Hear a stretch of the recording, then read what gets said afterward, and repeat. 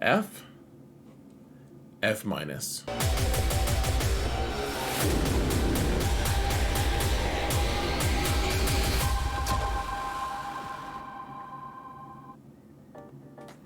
Hello everyone, and welcome to another episode of Xerath Prevails.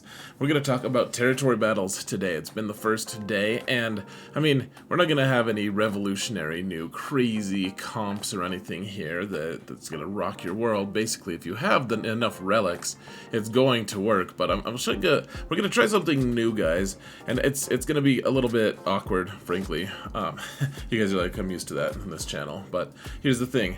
I want to make this channel a little bit more, I don't know, dynamic, have a few more things going on in the background that you guys can watch while I ramble on. And so what I'm going to do here in this particular video is intersperse my discussion, and I have a couple slides or whatever you want to call them to talk about. We're going to intersperse that with some actual footage, about like 5 minutes total of live footage that I'll explain as we go along the way.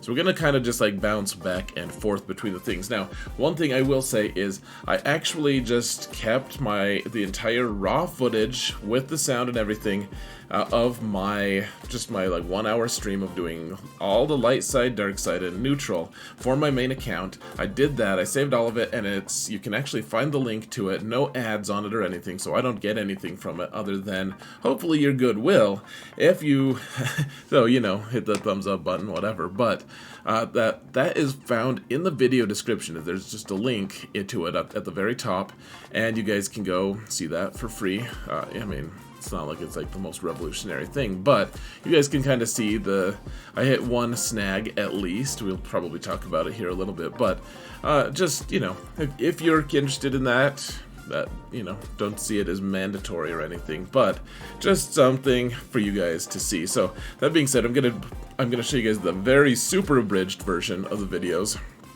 even as we are rambling, and then we're gonna intersperse it with some slides. So it's gonna be weird.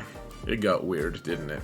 So I mean, the very first thing you have to learn is that the GK team just works just fine, and all the teams, all the standard teams work. I mean, as long as you have the relic levels, you're good to go. Cat still does 1,000,000 damage, for instance, and I just want to know how revolutionary and amazing is it to see my face on two parts of the screen. I don't blame you if you think it's pretty awesome. Now, the art of this territory battle is pretty fantastic, actually. So this was actually taken during a smuggler's run. I stole it shamelessly from my buddy Ando, and you know, he just took a screenshot. This is on the planet Vandor, and you know, maybe you could see Vandor Chewie there, maybe not, I don't know, but one way or another, like, it's that little camp out area in the movie Solo where they talk right before their heist of the rail car or whatever. Like, that's where the range troopers come from, that's where Vandor Chewie comes from, young Han, all of those guys. The thing that I really like about this, I mean, it looks kind of cool, but the thing I really like about it is if you zoom in, you can see, and there's like that false circle, that's just the game's circle, but if you look a little bit beyond that, a bit to the top, like, you can see even the railway in the background. I mean, it's a little bit tough to make out, but it's just cool to see that level of detail, guys. I mean, it's nice. I mean, the art's just lovely. It's in terms of grades, I think that the art, and it's not something I even care about. As a competitive player, I tend to care much more about, like, I want to solve the puzzle. I want to solve this team. I want to beat this person. I want, you know, I could play a game that was significantly worse graphicked. And even I've noticed this. I think it's very impressive. So, that being said, we can look at the EP and Mara, like the Starkiller team, really, is what it really is. And I mean, it still wins. It's really cool, actually. It just was fun to actually finally get to run a Starkiller team in territory battles. I mean, the novelty of it right now is pretty epic. It's kind of funny, like, Mara calls EP to assist, but then EP does not call Starkiller because this is not GAC. Took me a while to get used to it. I kind of hit a snag. It was a little bit. This was a tougher fight than I thought it should be, frankly. Yeah, okay, so then there's the Lord Vader one in just a minute here. Alright, meanwhile, the art is lovely. One thing that I thought was interesting was Jeva, what am I even saying? Jabba is heavily involved. I thought this was very interesting. You guys might have to zoom in if you really want to see this, but there's a special Jabba mission on all 6 days. All 6 days he's required at, relic 1, 2, 3, or well, 1, 2, 3, 5, 6, 7, 8, 9, 9. It's a little bit crazy, actually, folks. I don't think that I really care that much about it. He's just the fact that he is, I don't know, like the rise of the Empire. It's he's the new hotness, right? I mean, Jabba's the new hotness, and so I'll be working on him, and I guess it makes me feel okay about having a relic 9 Chrysanthemum, because that'll help. Note that every time we take a turn, like, these guys take damage. It's very interesting to me how much damage is going on here. I'm trying to just wait and load my stacks. Apparently you can just run this full auto if you have it. And I mean, so you have this situation where if you have one of the Galactic Legends that are the most recent, like Lord Vader or Jabba, then you just automatically get it. Like, I don't know if I have any footage from the Jabba mission here, but Jabba and Lord Vader, both of those can just be put on auto. Those are probably the 2 easiest by far, and it's kind of like, hey, if you've paid the money, if you paid the price, or if you've been proactive and gotten those characters, then it's actually, then here's your reward. Here you go. One of my least favorite things is the fact that we have Orlando's Falcon to start with. It's like, what part of, it's all supposed to be themed. What part of Lando, of the whole, like, galactic struggle, does Lando play a part of in his Millennium Falcon? And why does he start? They design a ship to stay as reinforcements, to be a reinforcing ship, and instead, they just have him start. Like, it's so contrived and weird. It's just like, oh, we thought we'd give you a challenge. And it's like, I don't want that challenge. Like, that's a dumb challenge. Like, thank you, but no, thank you. Let's never do this again.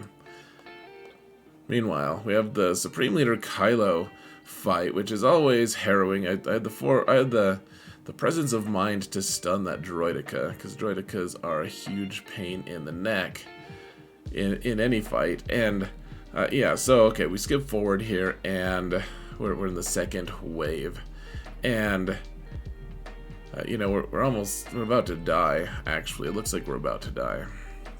Then we get our ult, and everyone else dies instead, so we're good to go, as it turns out.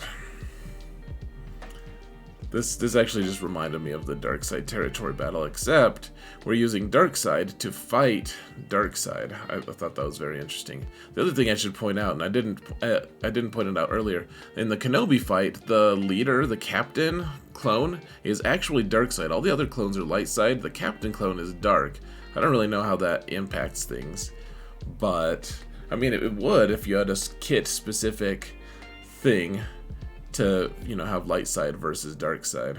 So, yeah. Oh, you guys get to see a failure next time.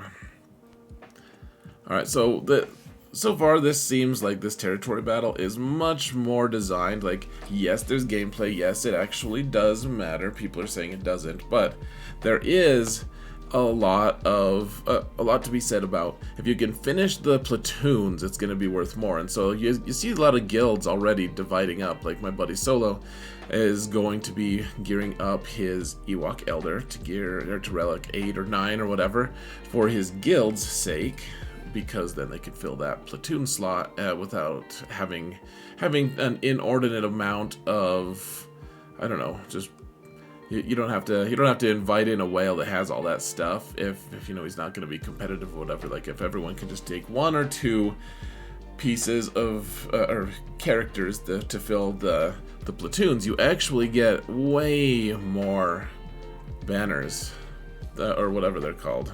Like, you get way more of them if you fill your platoons. It's just crazy how it works. And individual deploy works a lot. The individual mission, you don't get that many banners, honestly, guys.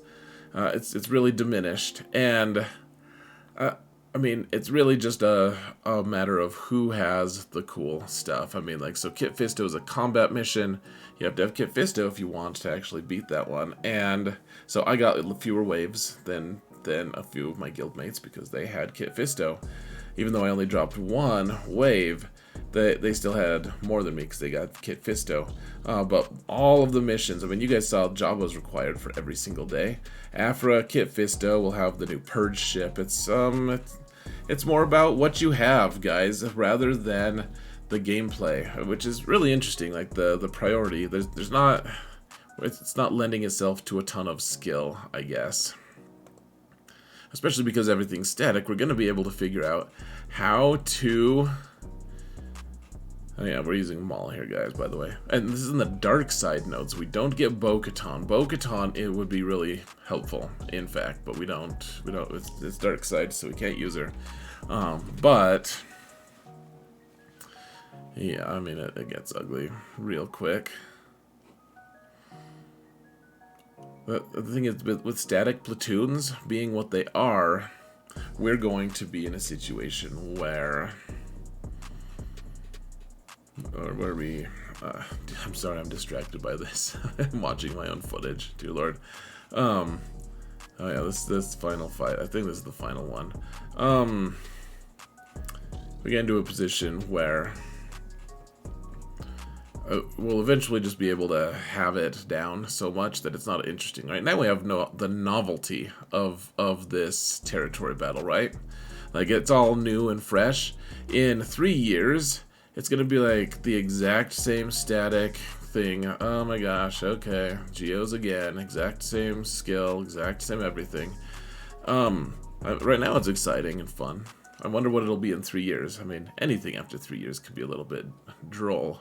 Droll? A little bit dull? Don't tell my wife I said that. Now, it still takes 45 minutes. That's probably the biggest factor to me is, it still took me 45 minutes on my alt.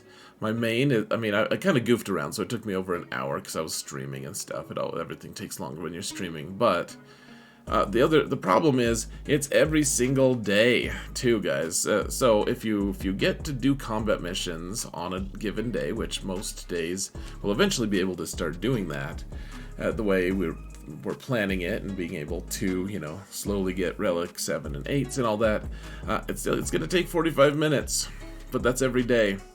My side territory battle took about 45 minutes to an hour to play back, you know, but that was only 4 days out of the 6. This one is 6 days out of the 6. The one thing I will say, though, is, like, my alt is going to not, it won't have many combats tomorrow on day 2, because, I mean, I guess I'll be doing one of the like phase 1 rounds, because we're just preloading on the dark side node. But like the stuff that requires relic 6, I have barely any relic 6. Everything's relic 5 because of datacrons. So I will actually have a shorter GAC after a while, or territory battle, at least this one. So we'll see the final grade in just a moment, folks. Let's watch the last little part of this. I used my Night Sisters. I took Talia, which is not that interesting. But if you guys want to see the full version of this, I mean, it's a pretty epic fight. These Geos mean business. They are mean. They taunted me ruthlessly. It was dramatic. There was swearing. No, there wasn't swearing. But I will say that Talia was not as interesting as I thought. Oh, so here's the other one with CLS and company. You could see at the very start they just blew away Han, even though he had guard from the Wookiee, and I eventually got through, but whew, close run thing, my friends. Close run thing, because everyone gets dazed here on this mission for some reason, and we couldn't tell by reading the stuff, so I don't know. I feel like there was some things that CG did that, you know, today that maybe could have been executed a little bit better. Anyways, my final grade here, guys. Let me know if you agree with me. I say B+.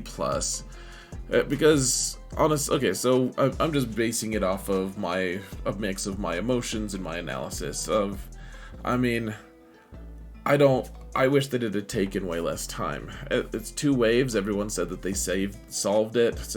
Like, hey, look, we only have 2 waves every fight, and we're gonna be done out like real quick. Turns out there was just way more fights, so we have the same number of waves. It took about the same amount of time, and you know, if CG thought that they were being clever by saying, "Oh man, we're respecting your time," like. They don't care about that. They just care about what we think. And I think that's the thing that's downgrading it. Otherwise, it's lovely, it's fun and novel. Maybe I'll be annoyed by it later. And maybe its lack of nuance will disturb me at some point. But right now, I don't know. We're good. We're good. I'm probably not going to do a grading video for all of these. But you guys can go check out the full footage if you guys want to see that. And, you know, I'll probably be live streaming it a few more times this week. Just to show you guys, like, we'll probably at the very least, I'll live stream the Riva mission on day 3. That should be interesting. So, anyways, folks, I think that's it. What do you think? What do you think of the new territory battle? I would love to hear your thoughts. Thank you all so much for watching. And remember that in all things, Xaereth makes PvE content.